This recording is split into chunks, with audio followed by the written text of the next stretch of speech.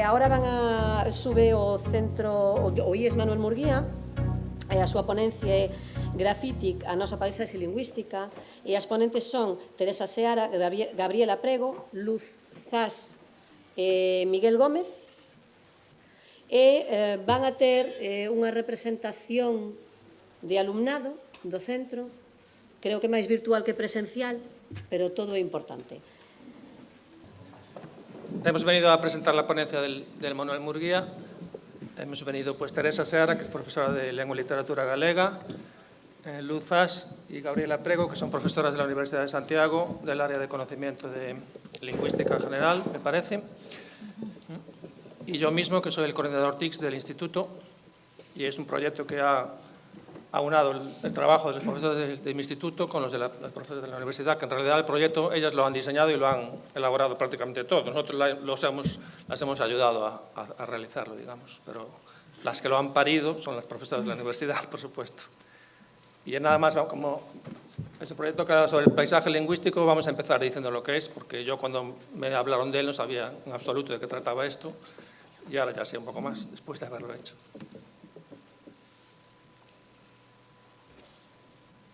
Vamos a ir un poco rápido porque el tiempo está muy...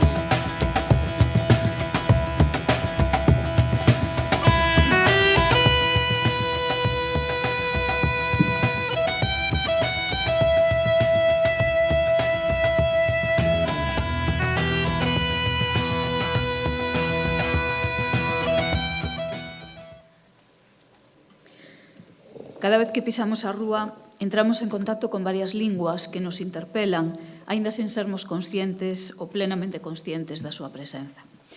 Os cartéis, as pintadas, os sinais de tráfico, os anuncios colocados en lugares estratéxicos son ou recollen un conxunto de linguas que conviven no espazo público, e iso é o que recibe o nome de paisaxe lingüística. E case sempre nos pasa desapercibida. Únicamente se precisamos unha indicación, nos sorprende unha mensaxe ou chámanos a atención calquera forma de grafismo, procuramos vela, incluso dunha forma crítica. Por iso, no IES Manuel Murguía, desenvolvemos con parte do alumnado durante este curso o proxecto Grafitic, a nosa paisaxe lingüística. Tratábase de que abrisen os ollos a súa contorna, pero tamén de convertelos en investigadoras e investigadores da Universidade de Santiago de Compostela, dado que este proxecto se vincula ao programa titulado Superdiversidade Lingüística en Áreas Periurbanas, Análisis Escalar de Procesos Sociolingüísticos e Desarrollo de la Conciencia Sociolingüística en Aulas Multilingües, do que logo nos van falar Gabriela e Luz. A nosa viaxe pola paisaxe lingüística de Arteixo comezou educando a mirada e acostumando o alumnado a percibir o que está ao seu carón, na roupa, no tabuleiro de anuncios da aula, nos accesorios que empregamos, no patio escolar. Tratábase non só de mirar, senón de ver. E traballando a súa atención, xurdiron análise crítica do multilingüismo e das súas causas, o interese por indagar sobre os nomes tradicionais como espazo da memoria e a necesidade de defender a forma correcta do topónimo fronte a Google. É dicir, as alumnas e os alumnos convertéronse en cidadáns comprometidos en transformar dunha forma activa a súa realidade máis inmediata, aprendendo de paso cales son as canles para facelo e utilizándoas. Durante o desenvolvemento do traballo de campo, a recolleita, análise e xeolocalización das imaxes foi fundamental o uso responsable das TIC, do que logo afondará Miguel. Grazas a elas, puídose finalmente compartir a paisaxe lingüística arteixá a través da aplicación Mabel. Afrontar este importante reto implicou para nós esforzo, dedicación e entrega, pero agora temos tamén a satisfacción de presentarlles os seus resultados.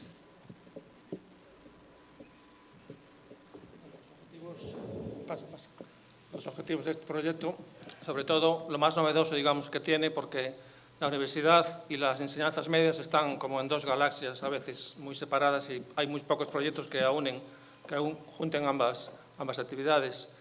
Hay profesores que están en secundaria y que tienen a lo mejor el proyecto de doctorado y hacen cosas en la universidad, pero no se hacen proyectos, digamos, conjuntos como este, que realmente los chavales desde primero de la ESO, pasando por primero y segundo de bachillerato, hasta profesores de secundaria, trabajen conjuntamente en un proyecto de investigación de la propia universidad, digamos. Es un proyecto que en ese sentido creo que tiene una capacidad innovadora bastante potente.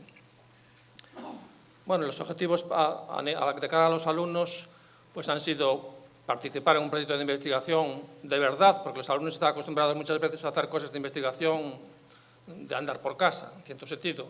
Pero este es un proyecto que, aunque lo que hacen ellos es sencillo, digamos que tiene varios niveles, es como una cebolla, tiene varias capas. Lo más sencillo es que los alumnos, pues sí, recogen datos y después Gabriela y Luz pues los analizan o los llevan a sus congresos y hacen investigaciones lingüísticas sobre eso. Pero no es simplemente que hayan recogido los datos los alumnos, sino que ellas lo que quieren ver también es la forma en la que han recogido los datos. Es decir, si tienen un sesgo, si tienen unas lenguas que ven, otras que no ven, ese tipo de cosas, ellas están todo el tiempo monitorizando, digamos, la captura de datos, porque ellas van, en un proyecto de investigación, van más allá que es simplemente esto, que se ve en principio que es lo más sencillo, que es lo que le explicamos a los alumnos, ¿no? Vosotros cogéis los datos, los metéis en la aplicación y luego esto va a un proyecto de investigación muy importante que hacen Gabriela y Luz y tal, pero digamos que tiene varios niveles, varias lecturas, cada vez más complejas y los alumnos ven la primera fase, digamos, la más sencilla, ¿no? Bueno, hemos participado los que estamos en esta mesa y aparte también Begoña Campos, que es la directora del instituto, y con un grupo de primero de la ESO, que también da lengua española, también ha participado, colaborado en el proyecto. Y como decía ayer Carracedo, pues en España, ¿cómo se consiguen este tipo de cosas? Por contactos personales, por redes sociales. ¿Cómo vino este proyecto a nuestro instituto? A través de Begoña, que conocía a Gabriela y a Luz en la universidad, etcétera. Un contacto personal nos introdujo a todos en este nuevo proyecto, digamos. Los participantes a los que veis ahí han sido 4 grupos, 2 de secundaria. Es un rango muy amplio de alumnos, como veis, porque los de primero de la ESO son de 12 años, los de segundo de 13, 14, y en cambio los de segundo de bachillerato son mucho más mayores, claro. Ellas han trabajado sobre todo con los grupos más bajos, porque hay que explicarles las cosas mucho más despacio, tardan mucho más tiempo, y realmente lo que ven del proyecto es mucho más limitado. Sin embargo, los de los cursos más altos, primero y segundo de bachillerato, ya, de hecho, los de segundo tienen una visión ya de la universidad muy próxima y también en ese sentido es, a mi punto de vista, positivo que ellos vean realmente en su clase de segundo de bachillerato profesoras de la universidad de verdad, porque a veces tienen mitificada la universidad, piensan que va a ser una cosa maravillosa, súper complicada y tal, y luego ven que no, que son profesoras realmente encantadoras y muy accesibles, como nosotros, al fin y al cabo, ¿no? Pero es para desmitificar ese tipo de ideas que tienen los de segundo, sobre todo, esto estuvo muy bien tamén. Sí, seguimos. Vas tú ya. Sí, pois para nós a verdade é moi importante este contacto cos centros educativos, porque unha parte importante dos nosos estudantes, nos traballamos na Facultade de Filoloxía, somos da área de Lingüística Xeral, participamos no máster de profesorado e no mestrado de Lingüística Aplicada. Unha parte importante dos nosos estudantes pois van a traballar nos espacios educativos, nos institutos de bacharelato. Notamos que, bueno, que a sociedade pois vai por un lado o que nós a veces estivemos ensinando durante todos estes anos, despois eles encontranse outra realidade nos centros educativos. Entón, nós, pois, con nosos proxectos, o que intentamos é ir aos centros educativos, realmente saber o que pasa, saber como son os novos estudantes, saber pois os docentes un pouco as súas necesidades para un pouco despois con esta investigación en acción que o que nos facemos poder de alguna forma trasladalo ás nosas aulas dos nosos estudantes e intentar pois que eles vayan pois mellor preparados, non, a hora de enfrentarse nos nosos casos ás materias de ensino de linguas, non, que basicamente pois os estudantes que pasan polas nosas aulas, nos como somos de Lingüística Xeral, pois son de todos os grados de linguas e literaturas, non? Entón, para nós, pois, agradecemos a acollida do Manuel Murguía e tamén do Instituto de Pastoriza, porque tamén levamos varios anos colaborando na radio do centro e en estos dous institutos, pois, estamos moi contentas de poder ter ese contacto co alumnado e co profesorado. A nosa investigación é unha investigación en acción e tamén unha investigación participativa mediada polas tecnoloxías, porque consideramos que as humanidades e a lingüística pois ten que ter un papel protagonista para cambiar as tecnoloxías, non para que as tecnoloxías cambien. Agora falaremos un pouco máis de eso. O noso proxecto, onde se enmarca Grafitit, o de superdiversidade lingüística, pois desenvolvese na Universidade de Santiago de Compostela, pero está composto por especialistas en multilingüismo de diferentes universidades do Estado español e tamén de Portugal e da Universidade de Nueva York. Por qué? Porque nós consideramos que os novos retos na investigación sociolingüística e na educación lingüística do século XXI cambian moitísimo o panorama do que é pois, a situación do multilingüismo e das novas comunidades. Hai unha intensificación da globalización, a diversificación de fenómenos migratorios, un uso masivo de internet e das novas tecnoloxías, e fan que agora, na posmodernidade, temos que falar non tanto da diversidade lingüística, sino da superdiversidade. En este sentido, nos estamos moi interesadas no que é o multilingüismo conectada coa migración non nas áreas metropolitanas, que están moi estudiados, sino en áreas como pode ser Arteixo, que son áreas periurbanas, onde vemos que, por un lado, temos unha comunidade multilingüe conectada coa migración, pero, por outro lado, o que vemos é que na paisaxe lingüística, que é o que estamos a traballar cos alumnos da Murguía, ese multilingüismo conectado coa migración non está representado, sino que está representado o multilingüismo conectada coa migración, co inglés, non? Os estudantes descubriron que a maior parte dos rótulos das tendas de Arteixo están en inglés, a pesar de non ser unha comunidade nin falante de inglés, nin que haxa pois, un uso do inglés masivo. Os obxectivos do proxecto non vou a entrar neles, non? Pero fundamentalmente hai como unha línea básica, co que decíamos nós, de investigación básica para nós, analizar a paisaxe lingüística conectada coas biografías lingüísticas e ver en que medida pois, se distribúe o multilingüismo, o monolingüismo e o bilingüismo nos espacios periurbanos e os contrastes coas grandes metrópolis. Por iso traballamos directamente con profesorado e investigadores da Universidade de Nueva York ou de Madrid, onde pois, a migración leva máis anos asentada.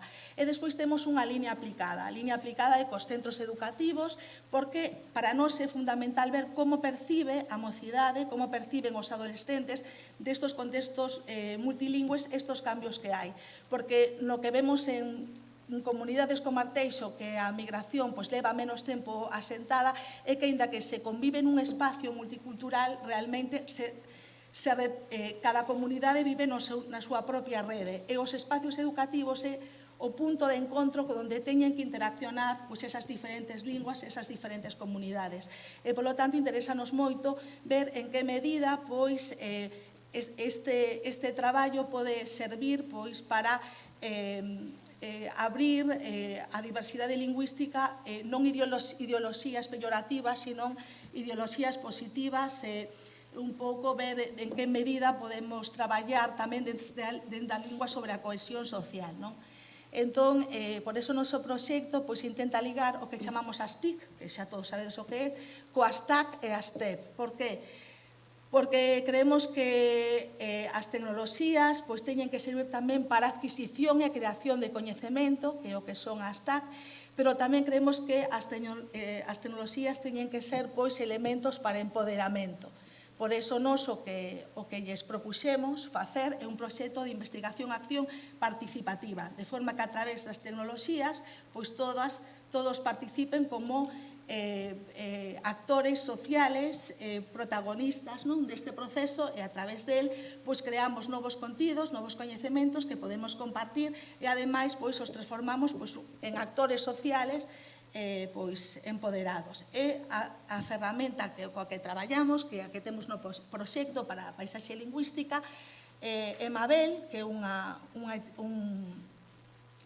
unha ferramenta de xeolocalización, de participación cidadana, que fixémola específica para este proxecto. Aquí os rapaces, pois, nunha mensaxe inicial, presentan pois, a foto que suben, quenes son, para que quede constancia deste proxecto de investigación que eles teñen un papel activo nel, é dicir, non é simplemente recollo datos, sino que recollo, se etiqueto, penso sobre a paisaxe lingüística, se ese cartel é multilingüe e monolingüe. Primeiro fixemos unha cala de expectativas. En que credes que está a paisaxe lingüística de Arteixo? E todos decían en español, en galego. Despois viron que non, que realmente estaba moito en inglés, que non habían outras linguas, é dicir, que as expectativas foron diferentes. Teñen que clasificalas, ver os soportes que hai, e despois, o máis interesante é que despois as teñen que situar. Situar, pero aquí o que nos temos é que isto que vedes en azul é que nos, o que fixemos no proxecto é, nun capeado superior, poñer todo o que era a toponimia tradicional do casco urbano de Arteixo que desapareceu da paisaxe lingüística. É dicir, Arteixo, urbanizarse, pois puxeronse nomes ás calles, pero os antigos lugares, Baiuca, Groufa, Candame, Caldas, desapareceron da paisaxe lingüística. Non hai ningún cartel onde apareza eso. Esa é a paisaxe lingüística na memoria. Toda esa paisaxe lingüística na memoria podémola recuperar porque María Rozamontes, pois, no proxecto Toponimia, recolliu moitísimo isto, o proxecto Toponimia con esas coordenadas, pois, grafiteamos, non? Esa paisaxe lingüística. Ora, si entrades en Mabel, que é de acceso aberto, entón podemos comparar, por un lado, as calles que aparecen, as ruas que aparecen, a paisaxe lingüística en inglés, en galego oficial, e a paisaxe lingüística que non aparece, é dicir, Caldas, e podemos ver como esa diversidade lingüística estaba presente na toponimia da memoria, está presente na paisaxe lingüística actual, pero de outra forma. Entón, desta forma, todos descubren algo, non? Reconstrúen e poden acceder a esos nomes que xa non están, non? E entón, pois, seguimos cas TAC, Luz, porque aquí non podemos entrar, pero se vos queredes entrar... Sí, esta aplicación é de acceso aberto, é dicir, todos vos podedes participar, compoñer no Google abel.cesga, porque está aloxada no CESGA, no Centro de Computación Galego, e onde está o servidor. Pois podedes empezar a traballar, se queredes subir fotografías e participar. É moi sinxela. Aquí estamos vendo a aplicación, dalle para atrás. Estamos vendo a aplicación.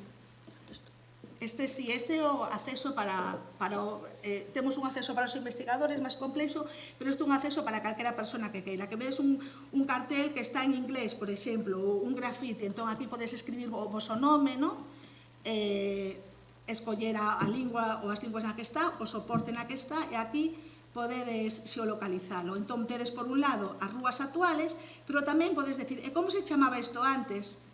É dicir, as viñas, non? Ou como se chamaba isto antes? Pois, non teño as gafas. Caldas, non? Entón, pois, é un pouco o que pretendemos cos adolescentes este contraste entre a paisaxe lingüística actual e a paisaxe lingüística da memoria. Non sei, se hai alguén do Concello por aquí, pois animalo a que esta paisaxe lingüística da memoria se transforme en paisaxe lingüística real, e que aparezcan os carteliños de Abaiuca, de Candame, de Agroufa, da Cachopa, que desapareceron por completo, das Carballas, todas estas cousas aquí xa están xeolocalizados. María Rozamontes tamén os ten, o proxecto Toponimia, pero ahora as temos grafiteadas, como non están na realidade, pois están grafiteadas na paisaxe lingüística de Mabel, non? Bueno, a segunda etapa, entón, esta era presentar un pouco o enclave do proxecto, o contexto xeral do proxecto, digamos, deste proxecto colaborativo, non? Co Instituto Manuel Murguía, e tamén un pouco sentido, de algún xeito, de forma moi sinxela, pois da investigación e a investigación en acción, e tamén a ferramenta TIC, non? Temos aí unha ferramenta que estamos empregando. A segunda etapa, por iso lle chamamos segundo itinerario, pois sería un pouco explicar como facemos este traballo colaborativo, un pouco desde o punto de vista máis práctico, pois nunha aula en concreto. Porque o noso obxectivo é chegar a esa step, imos de camiño das TAC, que sería esa aprendizaxe e coñecemento, que esa ferramenta nos sirva realmente para aprender, que é o que estamos aprendendo. Esta aprendizaxe pois que sexa dun xeito colaborativo, non? Que sexa dun xeito co-construído. En este caso sería, bueno, pois, cos estudantes, que como dixo Teresa, pois serían como investigadores, estánse convertindo en investigadores, cos seus docentes, que sería no centro, que serían Begoña, Teresa e Miguel, e nos, digamos, as investigadores externas, non? Da universidade. Entón, de forma colaborativa, pois, realizamos sesións semanais, estamos tres profesoras na aula, cun grupo de segundo, ou ben cun grupo de bacharelato, estamos 2 ou 3, e o que facemos é un pouco preparar os estudantes, como decía antes pois Teresa, para que entendan a diferencia entre o que é mirar, o que é observar, e tamén que, digamos, que nos convirtamos de algún xeito ou que aprendamos a ter unha mirada crítica do noso entorno, é dicir, que non pasemos por alto, porque, como lles decimos, as linguas non están nos libros, as linguas non están solamente digamos, nas aplicacións, as linguas están no mundo, están no noso entorno, están no que nos rodea. Están por algo, están facendo algo, están nos dicindo algo. Entón, nós temos que ser partícipes e temos que ser quen de entender o que está pasando no noso entorno. Polo tanto, o que facemos pois, é un pouco preparar esa mirada e ver se realmente, digamos, a idea que eles teñen de que é monolingüe, de que é multilingüe, logo vese correspondido cando van a facer o traballo de campo, cando van a recoller, neste caso, a cartelería e ver como está esa mostra, como está no seu entorno, no seu concello, onde viven, un pouco. E como decía Gabriela, se realmente a presenza, claro, eles saben, vivimos nunha comunidade bilingüe, vivimos nun concello bilingüe, entón todo está escrito en galego, todo está escrito en español. Vale, non hai outras linguas? Sí, pode ser que sí. Non son tan conscientes, por exemplo, que o inglés está tan presente. É tan presente que, bueno, ademais en contextos que realmente o mellor pode resultar hasta difícil de entender por que está presente, non? E logo a diferencia entre cando está presente o galego e cando está presente o castelán, non? Claro, lóxicamente, todo o que é administración educativa, administración do concello, na cartelería está moi presente o galego, pero un galego, claro, aquí xa introducimos o concepto de variedade, un galego que é a variedade estándar, pero realmente despois noutro tipo de cartelería, noutro tipo de mensaxes, por exemplo, nas que se escriben a man, por aí, nas que vemos, por exemplo, outro día decían, se perdió la perrita laica, eso se está escrito en castelán. Ou, por exemplo, se encontramos unha mensaxe escrita en cartelería, nunca aparece en moi poucas ocasións, pois algunha mensaxe escrita, por exemplo, en galego que sexa da variedade que é desta zona, pois, por exemplo, utilizando geada, etc.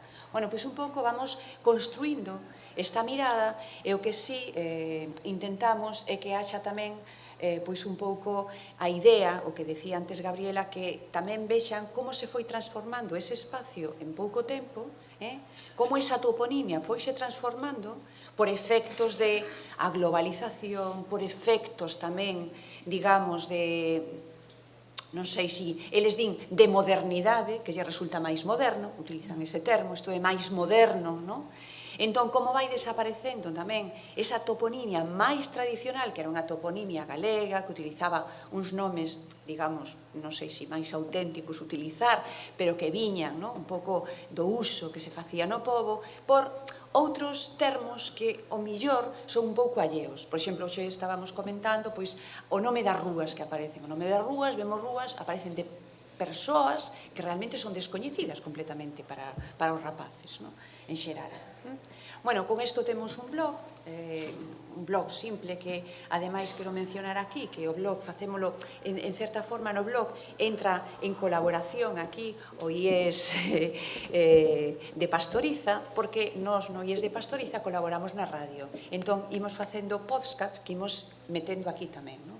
E como tamén traballamos en torno á diversidade lingüística, pois tamén nos retroalimentamos do que o alumnado de Pastoriza está facendo, non? Agora aquí, está aquí. Entrou. Bueno, e despois unha parte importante que sería xa, digamos, a última parte, o empoderamento. Por exemplo, ser conscientes de que sí, entón, temos un traballo, fixemos un traballo de investigación, temos unha mirada crítica, que podemos facer para cambiar algo que non nos guste ou algo que consideramos que non se axusta ou que debe de estar? Bueno, pois pensar en como podemos cambiar iso. Claro, que pasa se utilizamos os mapas de Google, que antes Gabriela andou unha ferramenta, que é o primeiro que nos encontramos no mapa de Google? Pois os topónimos están castelanizados, claro, absolutamente todos. Entón, aí encontramos Arteijo, aí encontramos Mujía, aí encontramos... Entón, bueno, vamos a ver, hai unha lei de normalización, aquí Teresa explícalles, é obrigatorio o uso dos topónimos na lingua, no galego neste caso, empezan a decir, ai, sí, non sei que, bueno, empezan a sorprenderse, por que fai isto Google? Entón, que podemos facer nós? Bueno, pois podemos escribirlles unha carta, non? Podemos escribirlles para dicirle que isto, pois habería que cambialo.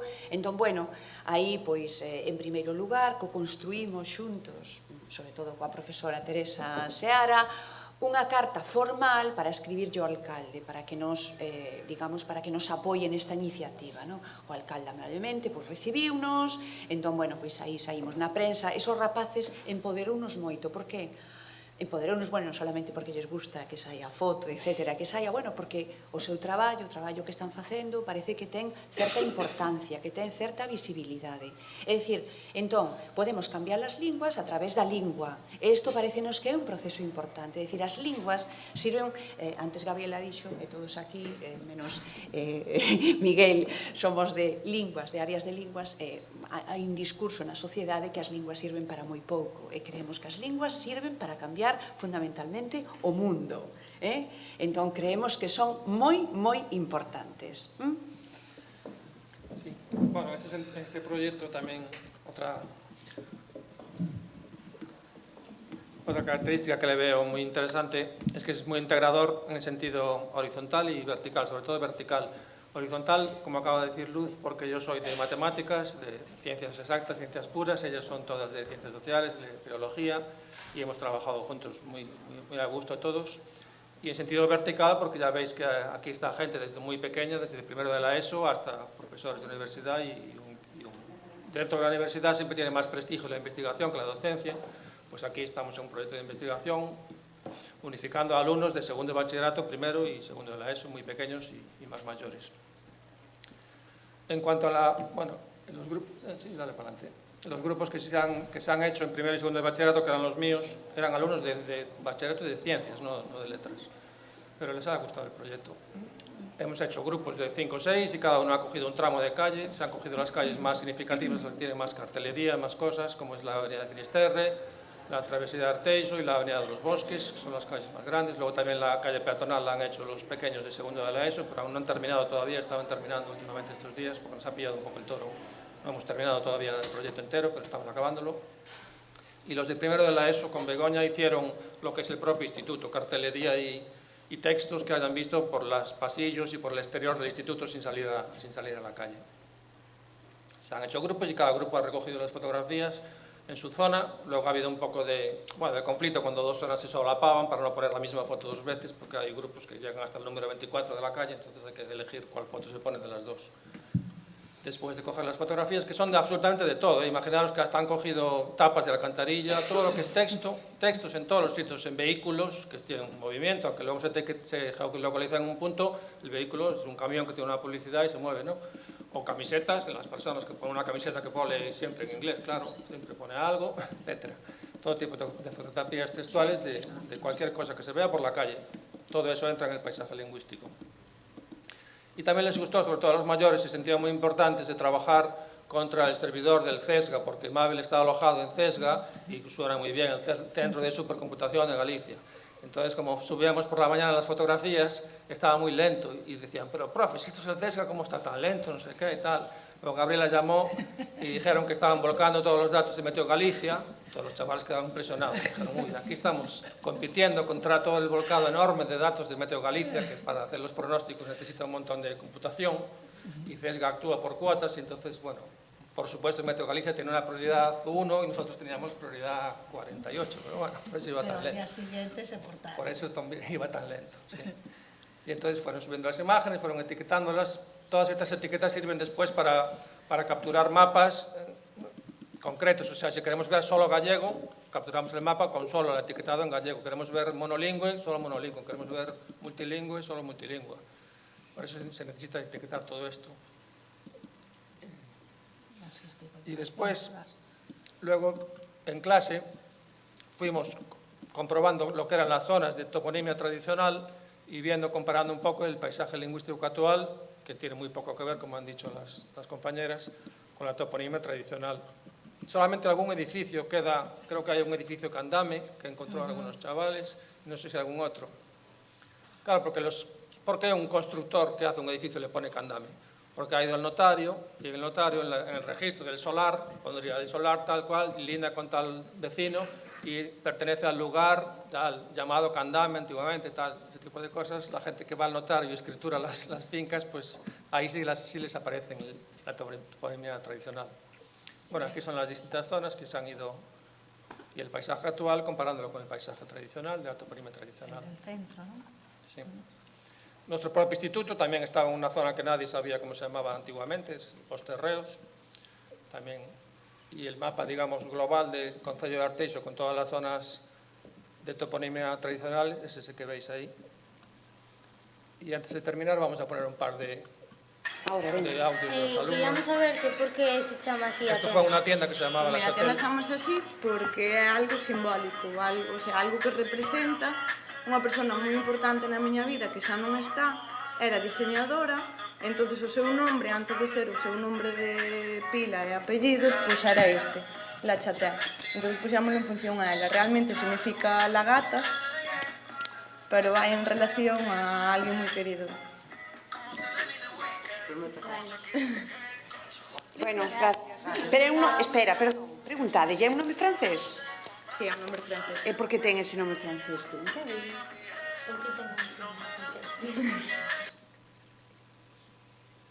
Aquí se ve una nota simple informativa del registro también, donde aparece la toponimia tradicional de la zona.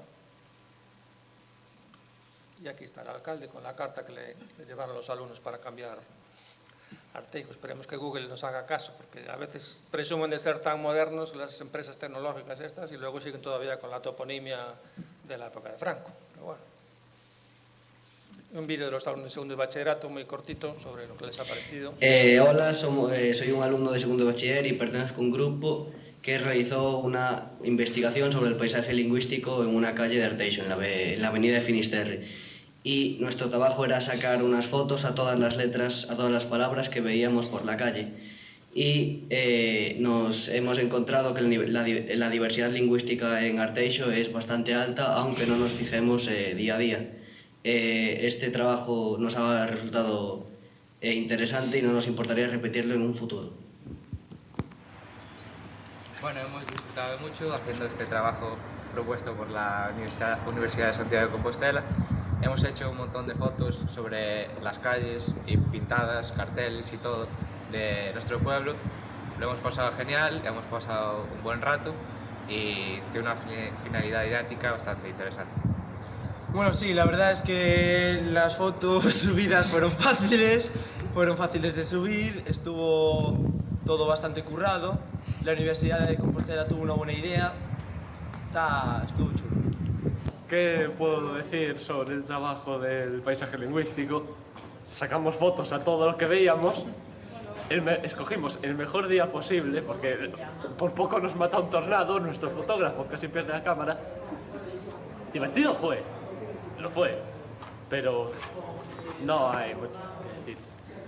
Muy importante porque descubrimos la cantidad de culturas que hay en Arteixo y nos fijamos en cosas que nunca nos habríamos fijado de otra manera. Me pareció muy curioso también que hay muy poquita cosa escrita en árabe en el Concello de Arteixo, pero hay algunas cosas en las mezquitas, por ejemplo. Y eso se les pasó desapercibido, no lo fotografiaron. Totalmente. No sé si fue intencionado o fue que no lo han visto. Incluso no fotografiaron lo que estaba al lado, a los lados, repasamos las fotos, no solo el etiquetaje, varias veces. Como la lengua árabe es muy les parecería dibujo, se les señaló unos tramos muy pequeños a grupos muy determinados para ver cómo veían lo que veían, porque a nosotros nos interesa mucho ver lo que ven, lo que fotografían, y en esos tramos tan específicos, donde sabíamos que tenían que encontrar al menos árabe y donde la cultura marroquí está muy presente en el concello, no lo percibieron. Y es algo bastante significativo para nosotras. Bueno, hemos procurado comprimirlo todo porque estábamos muy justitos de tiempo para no alargarlo más, lo vamos a dejar aquí ya. Únicamente agradecer al Concello el apoyo financiero que nos da cada año, que es muy importante para que todos estos proyectos se lleven a cabo. Muchas gracias.